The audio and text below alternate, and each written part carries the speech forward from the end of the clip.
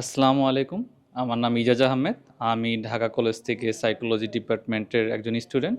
আমি ঢাকা কলেজ থেকে অনার্স এবং মাস্টার্স কমপ্লিট করেছি। আমি এখানে সাইকোথেরাপিস্ট আমার ম্যাডামের মাধ্যমে আমি এখানে জানতে পেরেছি যে এখানে খুব ভালো একটা কোর্স শিখানো হয়, সাইকোথেরাপি কোর্স।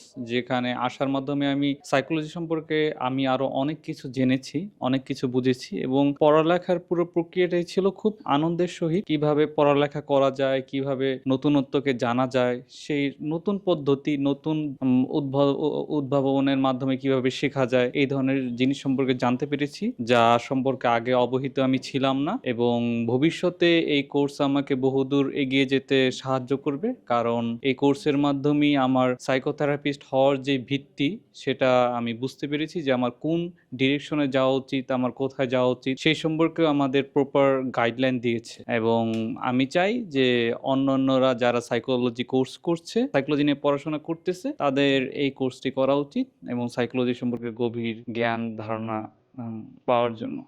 Thank you.